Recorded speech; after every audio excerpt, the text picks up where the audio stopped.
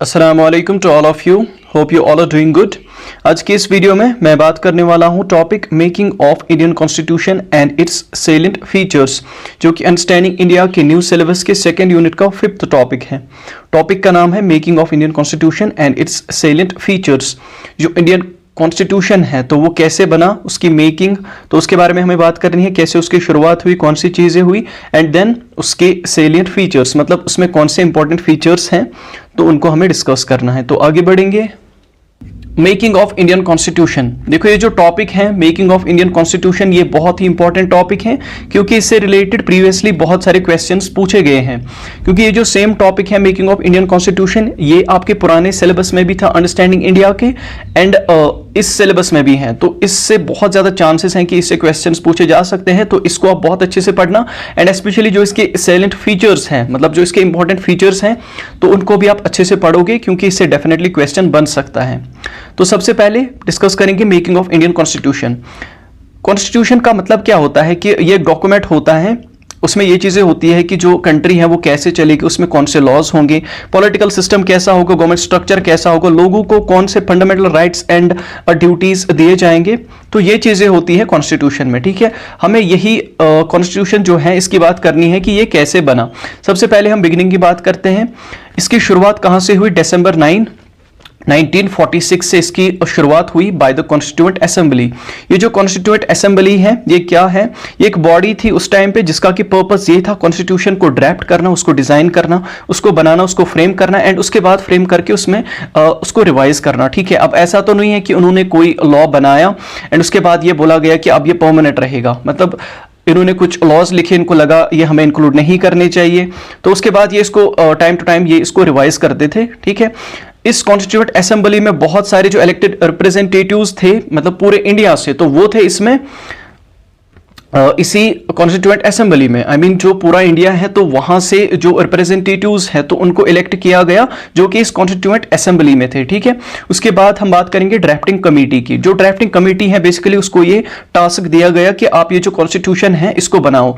देखो जो constituent assembly की मैंने बात करी तो उसमें 22 कमिटीज थी जिनको कि बोला गया कि आप कॉन्स्टिट्यूशन बनाओ, बट उसमें जो सबसे मेन कमिटी थी वो थी ड्राफ्टिंग कमेटी, जिसका कि जो B.R. अम्बेडकर है वो उसका चेयरमैन था। मतलब इसी ड्राफ्टिंग कमेटी का चेयरमैन B.R. अम्बेडकर था, जिसको कि ये काम दिया गया कि आप जो कॉन्स्टिट्यूशन है उसको लिखो, क्योंकि वो जूरिस्ट था, उसको लॉ में अच्छी खासी नॉलेज थी, तो जिसकी वजह से उसको ये काम दिया गया कि आप ये जो लॉ है तो इसको बनाओ, इसको लिखो, या जो कॉन्स्टिट्यूशन है उसको लिखो, क्योंकि मतलब वो इसमें एक्सपर्ट था। उसके बाद की फिगर्स की बात करें कि कौन से इसमें इंपॉर्टेंट फिगर्स थे, सबसे इंपॉर्टेंट जो है वो था डॉक्टर B.R. अम्बेडकर जो कि चेयरमैन थे ड्राफ्टिंग कमेटी के। उसके बाद जवाहरलाल नेहरू एक इंपॉर्टेंट फिगर थे इसमें, एंड देन सरदार वल्लभ भाई पटेल वो भी इंपॉर्टेंट फिगर थे। उसके बाद प्रोसेस, तो इसमें कौन सा प्रोसेस हुआ, ठीक है, मतलब जब ये कॉन्स्टिट्यूशन बनाया गया तो इसमें कौन सी चीजें हुई। यहाँ पे बहुत सारे डिबेट्स हुए, आपस में डिस्कशंस हुए, एंड बहुत सारी जो अमेंडमेंट्स हैं, जो चेंज्स हैं वो हुई लगभग 3 सालों तक, तो तब जाके जो कॉन्स्टिट्यूशन है तो उसको बनाया गया। उसके बाद अडेप्शन की बात करें, जो फाइनल कॉन्स्टिट्यूशन है उसको अडेप्ट किया गया नवंबर 26, 1949, मतलब इस टाइम पे इसको कंप्लीट किया गया एंड बोला गया कि अब ये कंप्लीट है एंड इसको हम लागू कर सकते हैं। उसके बाद ये मतलब कब इसकी शुरुआत हुई, तो जनवरी 26, 1915 जो है उस टाइम पे जो कॉन्स्टिट्यूशन है तो उसको लागू किया गया, ठीक है, तो उसको अप्लाई किया गया। जो जनवरी 26 है ये रिपब्लिक डे है। रिपब्लिक डे हम इसीलिए मनाते हैं क्योंकि यहां से ही जो इंडिया का कॉन्स्टिट्यूशन है वो स्टार्ट होना शुरू हो गया, ठीक है। उसके बाद हम आगे बढ़ेंगे।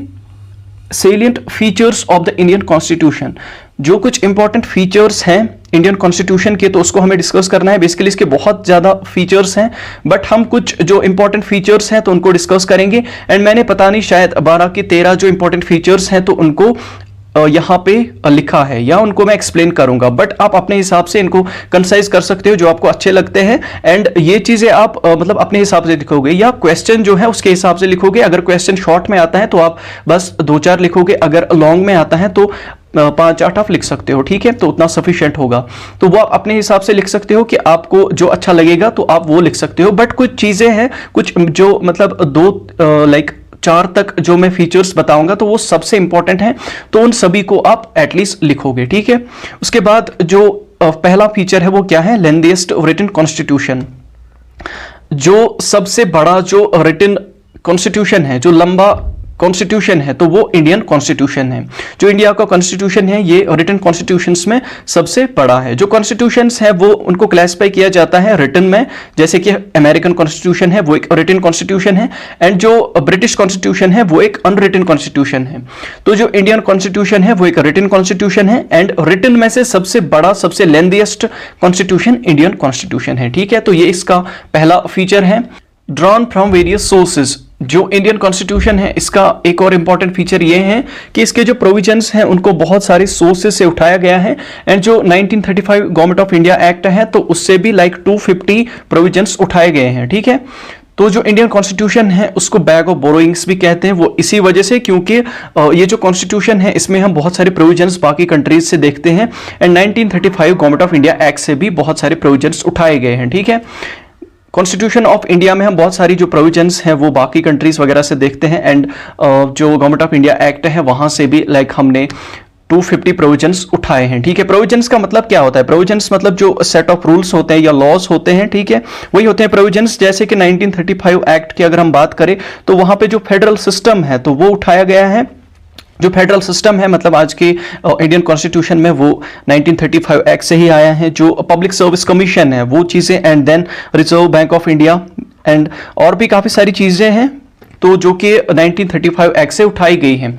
उसके बाद जो स्ट्रक्चरल पार्ट है, जो बेसिक स्ट्रक्चर है वो कहाँ से उठाया गया है, government of India act 1935 act से, ठीक है। उसके बाद जो फिलोसफिकल पार्ट है कि लोग जो है वो कैसे अपनी जिंदगी गुजारेंगे सोसाइटी में, तो ऐसी चीजें जो हैं जैसे कि fundamental rights and DPSP, directive principles of state policy, तो उनको अमेरिकन एंड आयरिश कॉन्स्टिट्यूशन से उठाया गया है। मतलब फंडामेंटल राइट्स को अमेरिकन कॉन्स्टिट्यूशन से उठाया गया है, एंड जो डीपीएसपी है, directive principles of state policy, तो उनको आयरिश कॉन्स्टिट्यूशन से उठाया गया है। उसके बाद जो पॉलिटिकल पार्ट है कॉन्स्टिट्यूशन का कि जो कैबिनेट गवर्नमेंट है, ठीक है, कैबिनेट गवर्नमेंट का मतलब क्या होता है कि जो मिनिस्टर्स होते हैं उनके पास एग्जीक्यूटिव का पावर होता है, ठीक है, एंड वो रिस्पॉन्सिबल होते हैं लेजिस्लेचर को, उनको जवाब देना पड़ता है, ठीक है। ये जो पार्ट है मतलब जो पॉलिटिकल पार्ट है तो ये ब्रिटिश कॉन्स्टिट्यूशन से उठाया गया है, ठीक है।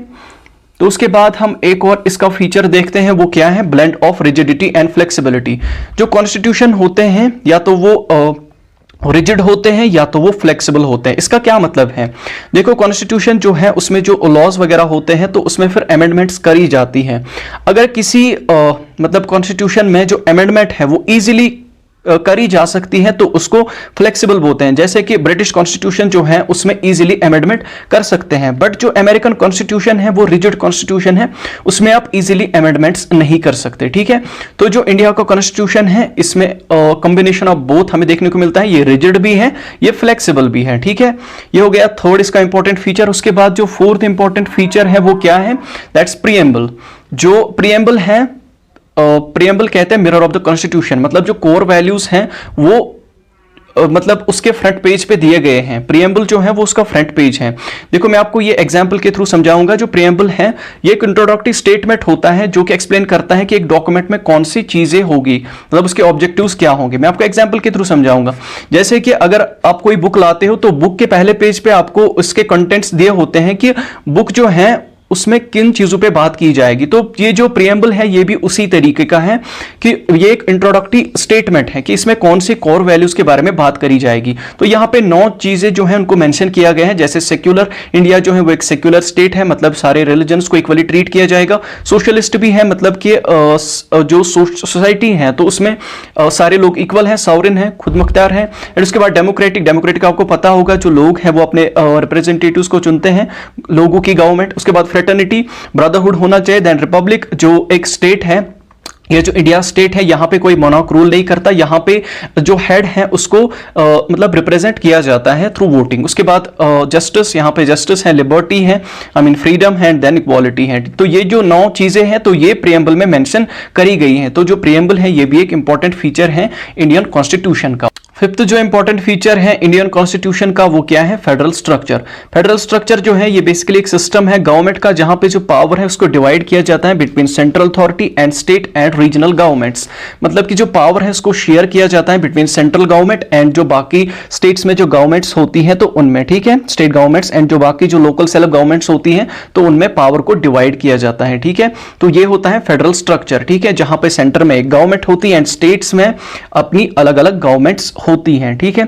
इसमें एक और इंपॉर्टेंट चीज हम देखते हैं, division of powers between central and state governments. उसका क्या मतलब है कि देखो मतलब सेंटर जो है वो किन चीजों के ऊपर उसकी जो रिस्ट्रिक्शन होगी, किन चीजों के ऊपर वो हुकूमत करेगा या अपने लॉस बना सकता है, ठीक है। एंड जो स्टेट है वो किन चीजों के ऊपर लॉस बना सकती है। तो इस चीज के लिए आपके पास 3 लिस्ट हैं। सबसे पहले union list, then state list and then concurrent list. जो सबसे पहले है यूनियन लिस्ट। तो यूनियन लिस्ट एक ऐसा लिस्ट है या इसमें ऐसे चीजें हैं जिन पे खाली जो सेंट्रल गवर्नमेंट है वो लॉस बना सकती है। Suppose defence, communication, foreign affairs या ट्रेड, तो इस पे खाली जो सेंट्रल गवर्नमेंट है वो लॉस बना सकती है। उसके बाद आपका स्टेट लिस्ट। स्टेट लिस्ट में जो चीजें हैं जैसे कि एग्रीकल्चर, पुलिस, पब्लिक हेल्थ, तो इस पे खाली जो स्टेट है वो लॉस बना सकती है। एंड देन आपका आता है कंकरेंट लिस्ट। तो कंकरेंट लिस्ट में जो चीजें मेंशन करी गई हैं उसमें जो स्टेट गवर्नमेंट है एंड जो सेंट्रल गवर्नमेंट है बोथ लॉस बना सकते हैं, जैसे कि मैरिज या पॉपुलेशन कंट्रोल या इलेक्ट्रिसिटी या डाइवोर्स। तो इन चीजों में जो both central and state governments हैं तो वो लॉस बना सकते हैं। उसके बाद जो इंडियन कॉन्स्टिट्यूशन है, मतलब यहां पे इसका ये फीचर है फेडरल स्ट्रक्चर, बट जो इंडियन कॉन्स्टिट्यूशन है वो फेडरल इन फॉर्म है बट यूनिटरी इन स्पिरिट है, ठीक है। मतलब ये है कि मतलब फॉर्म में तो वो फेडरल है बट ज्यादातर वो यूनिटरी है, ठीक है। मतलब यह है कि ज्यादातर जो पावर है वो सेंटर के पास ही होता है। एंड इवन जो इमरजेंसी वगैरह भी होती है तो उस टाइम पे मतलब कोई ये स्टेट लिस्ट में जो चीजें मेंशन है तो वो कोई मैटर नहीं करता। तो जो सेंटर है तो खाली वो लॉज बना सकता है, वो सारा कंट्रोल अपने हाथों में ले सकता है। तो इसीलिए जो केसी वेयर है उसने बोला है जो इंडिया में जो फेडरल स्ट्रक्चर है वो काजी फेडरल है। उसका मतलब यह है कि ये पार्शियली फेडरल है, ये कंप्लीटली फेडरल नहीं है, ठीक है। उसके बाद हम एक और इंपॉर्टेंट फीचर की बात करते हैं, वो क्या है? Parliamentary system. पार्लियामेंट्री सिस्टम जो है वो एक ऐसा सिस्टम है जहां पे जो एग्जीक्यूटिव है वो रिस्पॉन्सिबल होता है टू द लेजिस्लेचर। कोई भी एक ऑर्गन जो है तो वो ज्यादा पावरफुल नहीं है, ज्यादा डोमिनेट नहीं हो सकता, ठीक है। पार्लियामेंट्री सिस्टम जो है ये एक ऐसा सिस्टम है जो कि इस प्रिंसिपल पे बेस्ड है कि जो लेजिस्लेचर है एंड जो एग्जीक्यूटिव ऑर्गन्स हैं तो इनके बीच में आपस में कोऑपरेशन एंड कोऑर्डिनेशन होनी चाहिए, ठीक है। ये एक साथ काम करने चाहिए, तो इनके बीच में कोऑपरेशन होनी चाहिए, कोई भी एक ज्यादा पावरफुल नहीं है या डोमिनेट नहीं है। तो ये होता है पार्लियामेंट्री सिस्टम। उसके बाद रूल ऑफ लॉ, ये इसका एक और इंपॉर्टेंट फीचर है। जो रूल ऑफ लॉ है इसको बोलते हैं सुप्रीमेसी ऑफ लॉ। इसका मतलब ये है कि जो कोई भी चीज या कोई भी इंसान लॉ के अबो नहीं है, इंक्लूडिंग जो गवर्नमेंट है तो वो भी लॉ के अबो नहीं है। इसका मतलब ये है कि जो मतलब कंट्री है, जो इंडिया की कंट्री है, तो उसको लॉ यहां पे रूल करता है, ना कि कोई गवर्नमेंट, ठीक है। और आसानी से मैं समझाता हूं कि मतलब जो भी कानून कहता है तो बस उसके ऊपर मतलब बस वो माना जाएगा जो भी कानून होगा, ठीक है। कोई भी गवर्नमेंट ऑफिशियल है तो वो अपने हिसाब से इसमें कुछ इंटरप्रिटेशन वगैरह नहीं कर सकता या कुछ ऐसी चीजें नहीं कर सकती जो कि लॉ के खिलाफ हो, ठीक है। तो इंडिया में ये एक इंपॉर्टेंट फीचर है इंडियन कॉन्स्टिट्यूशन का कि यहां पे रूल करता है लॉ, ठीक है।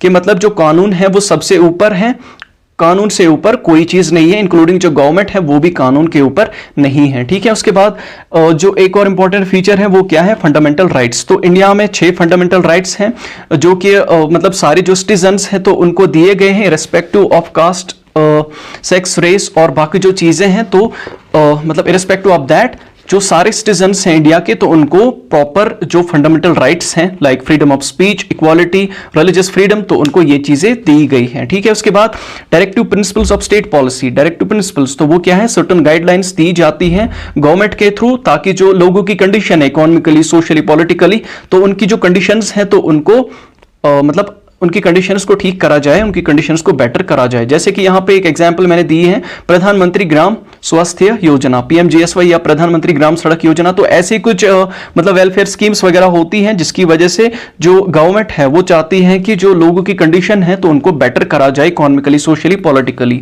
उसके बाद जो इंडिया की जो कंट्री है वो एक सेक्युलर स्टेट है एंड ये चीज भी मेंशन है कॉन्स्टिट्यूशन में एंड ये एक इंपॉर्टेंट फीचर है कॉन्स्टिट्यूशन का कि जो भी रिलीजन्स है इंडिया में तो वो सारे इक्वल हैं, एंड जो गवर्नमेंट है वो किसी भी रिलीजन को ज्यादा फेवर नहीं करेगी एंड किसी भी रिलीजन को डिस्क्रिमिनेट नहीं करेगी। जो स्टेट है वो सारे रिलीजन्स को इक्वली ट्रीट करती है, ठीक है। उसके बाद जो एक और इसका इंपॉर्टेंट फीचर हम देखते हैं वो क्या है, इंडिपेंडेंट जुडिशरी। जो कोर्ट्स हैं that are free from government control, courts पे गवर्नमेंट का कोई कंट्रोल नहीं होता है, जिसकी वजह से जो मतलब जस्टिस है उसको अच्छे से दिया जाए एंड जो राइट्स हैं तो उनको प्रोटेक्ट करा जाए। तो यहाँ पे जो कोर्ट्स हैं तो वो गवर्नमेंट के कंट्रोल से बाहर हैं, गवर्नमेंट जो है वो कोर्ट्स को कंट्रोल नहीं कर सकती, ठीक है। उसके बाद जो एक और इंपॉर्टेंट फीचर है वो क्या है, सिंगल सिटीजनशिप।